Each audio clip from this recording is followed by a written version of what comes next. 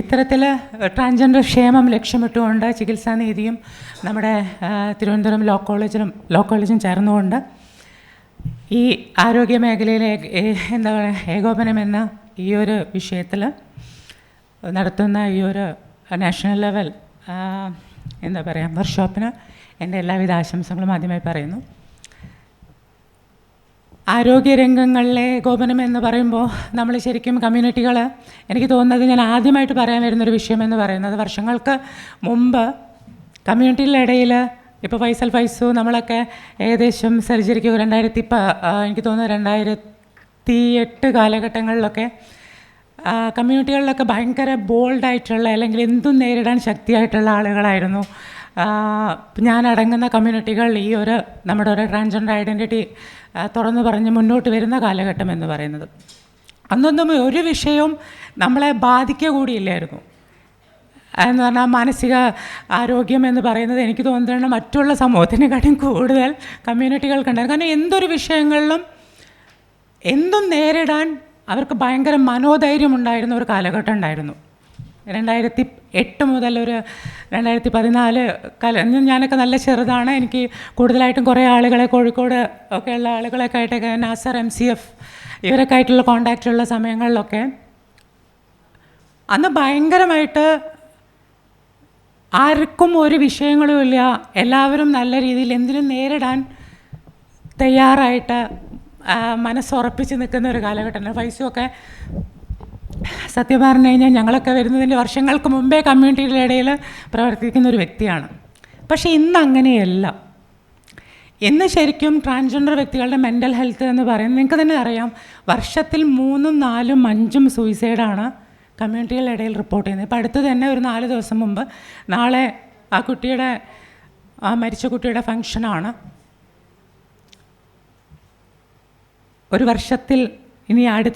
വർഷത്തിൽ 4 എന്നുള്ളത് ഇപ്പോൾ മാസത്തിൽ 4 എന്നുള്ള രീതിയിലൊക്കെ ആയിട്ട് വരികയാണ്. എന്തുകൊണ്ടാണ് അങ്ങനെ സംഭവിക്കുന്നത് എന്നുള്ളത് പലപ്പോഴും നമ്മൾ ആരെങ്കിലും ഇപ്പം ലോ കോളേജിൽ നിങ്ങളെ സംബന്ധിച്ചിടത്തോളം നിയമത്തിൽ പോരായ്മയാണോ, അതല്ലെങ്കിൽ ഈ പറഞ്ഞ പോലെ പ്രോട്ടോക്കോൾ, സർജറി സംബന്ധമായ പ്രോട്ടോക്കോൾ പാലിക്കപ്പെടുന്നുണ്ടോ, അതിനുള്ള നിയമ സംരക്ഷണമുണ്ടോ, ഇതൊന്നും നമ്മൾ ആരും അന്വേഷിക്കുന്നില്ല. നേരത്തെ മീനാകുമാരി മാഡം പറഞ്ഞതുപോലെ തന്നെ സംസാരിക്കുന്ന സമയത്ത് ചെറിയ ഒരു ചിരി, ചിലപ്പം നമ്മൾ സ്മൈൽ, നമ്മളോടിപ്പം ഇഷ്ടത്തോട് കൂടിയിട്ട് സുഖമല്ലേ അങ്ങനെ ചോദിക്കുന്നതും, അതല്ല 2 പേര് കൂടി നിന്നുകൊണ്ട് കമ്മ്യൂണിറ്റികളുടെ മുന്നിൽ വെച്ചിട്ട് 2 പേര് തമ്മിൽ ചിരിക്കുമ്പോൾ അത് അവർക്ക് മാനസിക നില എനിക്കൊക്കെ സംഭവിച്ചിട്ടുള്ള കാര്യങ്ങളാണ്. അപ്പം ഒരാൾ വന്നിട്ടിപ്പം പേരെന്താ എൻ്റെ മുഖത്ത് നോക്കിയിട്ട് ഇങ്ങനെ ഇപ്പോൾ 2-3 പ്രാവശ്യമായിട്ട് നല്ല രീതിയിൽ ചിരിക്കുന്നു, എല്ലാം അതെനിക്കൊരു സന്തോഷമുണ്ടാകുന്ന ചിരിയാണ്. പക്ഷെ അതുപോലെയല്ല കമ്മ്യൂണിറ്റികളെ സംബന്ധിച്ചിടത്തോളം പലപ്പോഴും വേറെ 2 പേര് കൂടിയിട്ട് നമ്മൾ സംസാരിക്കുമ്പോൾ പോലും അവരുടെ മാനസിക നിലയെ അത് വളരെ മോശമായ രീതിയിൽ ബാധിക്കുന്നുണ്ട്. എന്നെക്കുറിച്ച് അവരെന്തായിരിക്കും പറഞ്ഞിട്ടുണ്ടാവുക, അവരെന്തിനാണ് 2 പേര് കൂടിയിട്ട് എന്നോട് ഇതായിരിക്കും ആ ഒരു നിമിഷം മുതൽ ലാസ്റ്റ് ഉറങ്ങുന്ന സമയം വരെ നമുക്കുണ്ടാവുന്ന ചിന്തയിലുണ്ടാകുന്ന കാര്യങ്ങളെന്ന് പറയുന്നത്. അത് വളരെ ഈ മെൻ്റൽ ഹെൽത്തിനെ വളരെ രീതിയിൽ ബാധിക്കുന്നത് കമ്മ്യൂണിറ്റികളുടെ സൈഡിൽ നിന്നും ഉണ്ട്. ഞാൻ പറഞ്ഞു തരാം. കമ്മ്യൂണിറ്റികളെ സംബന്ധിച്ചിടത്തോളം പലതരത്തിൽ, ഞാനിപ്പോൾ മെൻ്റൽ ഹെൽത്തിന് മാത്രമായിട്ടാണ് ഇപ്പോൾ സംസാരിക്കുന്നത്. ഇത് തന്നെയാണ് കമ്മ്യൂണിറ്റികളിലെ ഏറ്റവും വലിയൊരു വിഷയമായിട്ട് വരുന്നത്. സർജറി പോലും എന്ന് പറയുന്നത് അതിൻ്റെ ഒരു പ്രോട്ടോക്കോൾ ശരിയായ രീതിയിൽ ഇല്ല എന്ന് തന്നെ പറയാം. ഞാനൊക്കെ സർജറി ചെയ്യുന്ന സമയത്ത് 2 വർഷം ഹോർമോൺ ട്രീറ്റ്മെൻറ്റ് കറക്റ്റായിട്ട് എടുത്തതിന് ശേഷമാണ് സർജറി എന്നുള്ള കാര്യത്തെക്കുറിച്ച് ചിന്തിക്കുന്നത് കൂടി. പക്ഷേ ഇന്ന് അങ്ങനെയല്ല. ഹോർമോൺ ട്രീറ്റ്മെൻറ്റ് എന്നുള്ളത് പോലും ഇപ്പം നാളെ ഒരു കുട്ടിക്ക് സർജറി ചെയ്യണമെന്ന് തീരുമാനിക്കുകയാണ്, എനിക്ക് നാളെ തന്നെ ചെയ്യണം, ഞാൻ നേരെ എന്ത് ചെയ്യുന്നു, തൊട്ടടുത്തുള്ള ഈ സർജറി ചെയ്യുന്ന ഹോസ്പിറ്റലിൽ പോകുന്നു. ഓക്കെ ഡോക്ടർ പറഞ്ഞു ഒരു സൈക്യാട്രിസ്റ്റിൻ്റെ സർട്ടിഫിക്കറ്റ് വേണം, നിങ്ങളിപ്പം പോയി കഴിഞ്ഞാൽ നിങ്ങൾക്ക് അവിടുന്ന് കിട്ടും. നേരെ പോയിട്ടൊരു 10 മിനിറ്റ് കൊണ്ട് ഒരു ഫിസിക്കൽ സൈക്കോളജിസ്റ്റ് ഒരു 3 മണിക്കൂർ നേരെങ്കിലും അവർക്കൊരു കൗൺസിലിംഗ് കൊടുക്കണമെന്നാണ് ശരിക്കും പറയുന്നത്. പക്ഷേ ഇതൊരു 10 മിനിറ്റ് കൊണ്ട് ഓക്കെ നിങ്ങൾ സർജറി ചെയ്യാൻ തയ്യാറാണോ? എൻ്റെ സർജറി സമയത്തെ കാര്യമാണ് ഞാൻ പറയുന്നത്. 5 വർഷം മുമ്പ് നിങ്ങൾ സർജറി ചെയ്യാൻ തയ്യാറാണോ?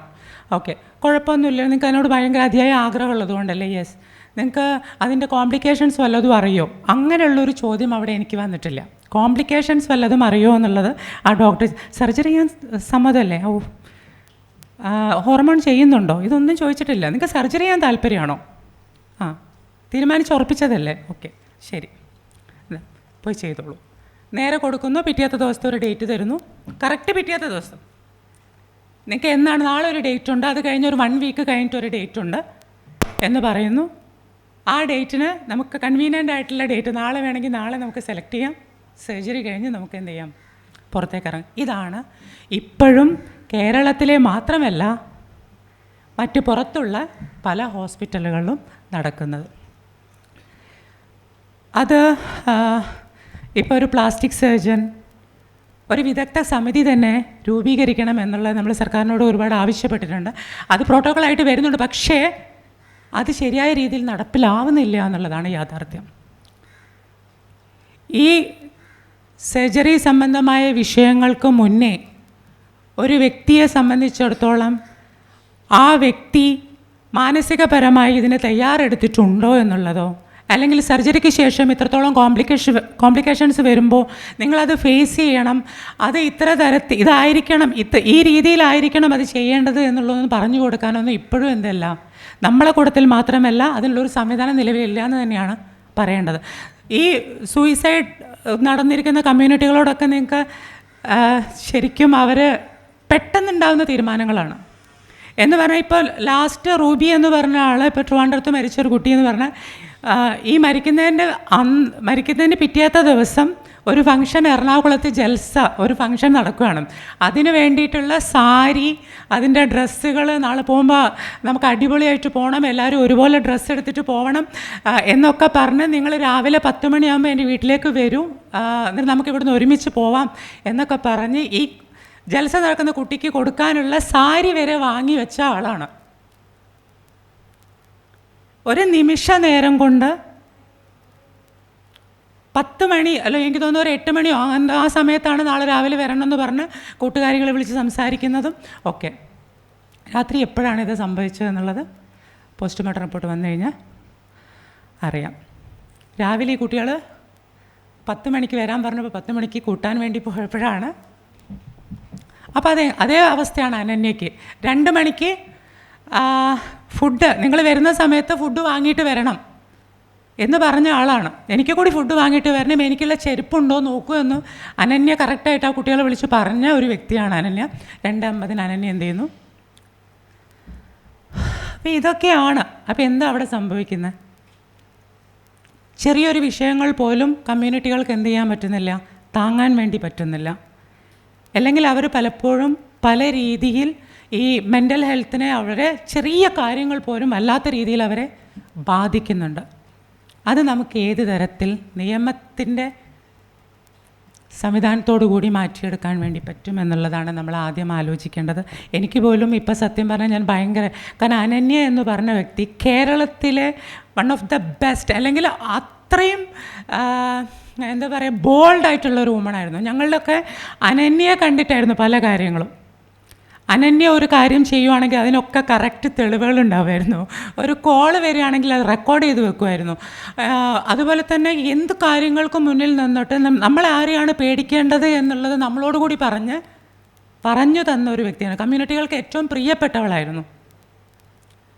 അപ്പോൾ അവൾക്കത് ചെയ്യാനുള്ളൊരു അവസരം ഉണ്ടായിട്ടുണ്ട്, അല്ലെങ്കിൽ അങ്ങനത്തെ ഒരു മാനസിക നിലയിലുള്ള ബുദ്ധിമുട്ടുകൾ വന്നിട്ടുണ്ടെങ്കിൽ മറ്റുള്ള കമ്മ്യൂണിറ്റികളെ ആ ഒരു അവസ്ഥയിലേക്ക് പോകുന്നതിൽ നമുക്കൊന്നും പറയാനില്ല. സർക്കാരിൻ്റെ ഏകദേശം 20ഓളം പദ്ധതികൾ സാമൂഹ്യനീതി വകുപ്പ് നടപ്പിലാക്കി വരുന്നുണ്ട്. ഇപ്പം നിലവിൽ 16 പദ്ധതികൾ, ഇപ്പോൾ 4 പദ്ധതികൾ പുതിയതായിട്ട് ഡ്രാഫ്റ്റ് ചെയ്തിട്ടുണ്ട്.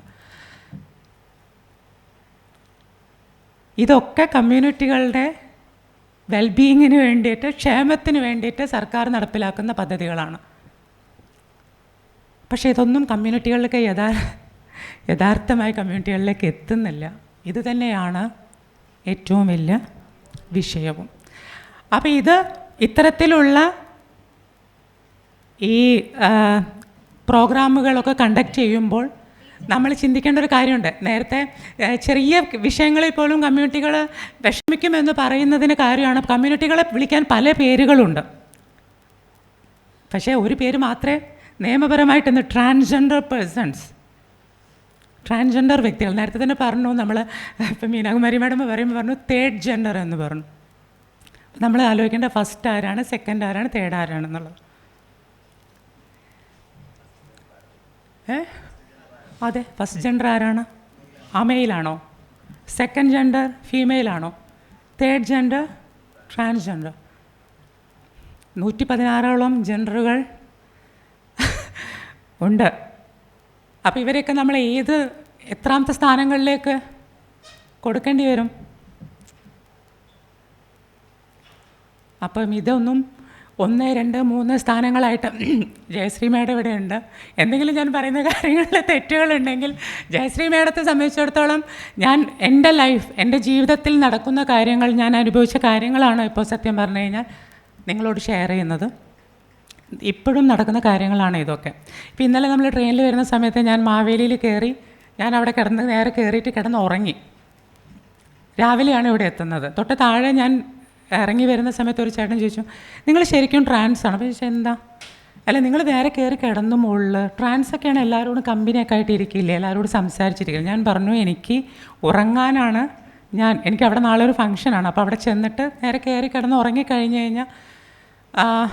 ഉറങ്ങിക്കഴിഞ്ഞാൽ എനിക്ക് അവിടെ രാവിലത്തെ ഫംഗ്ഷനിൽ പങ്കെടുക്കുമ്പോൾ ഞാൻ ഭയങ്കര പ്ലസൻ്റായിട്ടിരിക്കും. ഞാൻ കയറുന്ന സമയത്ത് എന്നെ ശ്രദ്ധിച്ചൊരു വ്യക്തി, ഞാൻ ഇറങ്ങുന്ന സമയത്ത് അവർ ഏത് രീതിയിലായിരിക്കും എന്നുള്ളത് ചില പൈസയൊക്കെ നമ്മളൊക്കെ നേരിട്ട കാര്യങ്ങൾ അറിയുന്നത്. ഇതാണ് കമ്മ്യൂണിറ്റികളെ കണ്ടു കഴിഞ്ഞിട്ടാണെങ്കിൽ അവരെ വേറെ പല കാര്യങ്ങൾക്കും വേണ്ടിയിട്ട് ഭൂമിയിൽ സൃഷ്ടിച്ച അല്ലെങ്കിൽ ഭൂമിയിൽ ഇറങ്ങി വന്ന ആളുകളാണെന്ന് ചിന്തിക്കുന്ന ആളുകളാണ് ഇപ്പോഴും ഉള്ളത്. ഒന്നും വേണ്ട, നിങ്ങളെല്ലാവരും നോക്കി നിൽക്കാൻ. നമ്മളൊരു ചെറിയൊരു ഈ പബ്ലിക്കിലൊരു ഫംഗ്ഷൻ നടക്കുന്ന സമയത്ത് പബ്ലിക്കിൽ നമ്മളെല്ലാവരും കൂടി ഇരിക്കുമ്പോൾ ഞാനോ അല്ലെങ്കിൽ ഫൈസോ ആരെങ്കിലും ഒരാൾ എല്ലാവരെ പോലെയും നടന്നു പോയി കഴിഞ്ഞാൽ എത്ര ആളുകൾ കമ്മ്യൂണിറ്റികളെ തുറിച്ചു നോക്കുന്നുണ്ട്, അല്ലെങ്കിൽ ഏതൊക്കെ അർത്ഥങ്ങളിൽ നോക്കുന്നുണ്ട്. ഇതൊക്കെ ഒരു വിഭാഗത്തെ മാനസികപരമായി എത്രത്തോളം വേദനിപ്പിക്കുമെന്നുള്ളത് നമ്മളെപ്പോലുള്ള വ്യക്തികൾക്കേ അറിയുള്ളൂ. അപ്പോൾ തെറ്റ് ചെയ്യുന്നവർ ശിക്ഷിക്കപ്പെടണം. സ്ത്രീകൾക്ക് വേണ്ടിയിട്ടുള്ള നിയമങ്ങൾ, ആ നിയമങ്ങളിൽ പറയുന്ന കാര്യങ്ങൾ, അല്ലെങ്കിൽ ആക്രമിക്കപ്പെടുകയോ അങ്ങനെയൊക്കെ ചെയ്യുമ്പോൾ ഉണ്ടാവുന്ന ശിക്ഷയും, അതേപോലെ തന്നെ ട്രാൻസ്ജെൻഡർ വ്യക്തികളുടെ അവകാശ സംരക്ഷണ നിയമം 2019 പറയുന്ന കുറ്റകൃത്യങ്ങൾക്ക് നൽകുന്ന ശിക്ഷയും തമ്മിലുള്ള വ്യത്യാസം അറിയണം. 6 മാസം മുതൽ 2 വർഷം വരെ തടവും 10,000 രൂപ പിഴയും. 27 അല്ല 25. ഓക്കെ, ഇതാണ് കമ്മ്യൂണിറ്റി. അതും പേലബിൾ ഒഫൻസ്. കമ്മ്യൂണിറ്റികൾ ആർക്കെന്ത് ചെയ്താലും ജാമ്യം കിട്ടും.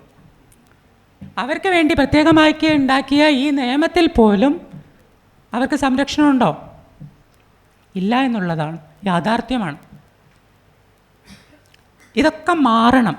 പോരായ്മകൾ എവിടെയെങ്കിലും ഉണ്ടെങ്കിൽ അതൊക്കെ പരിഹരിക്കപ്പെടണം.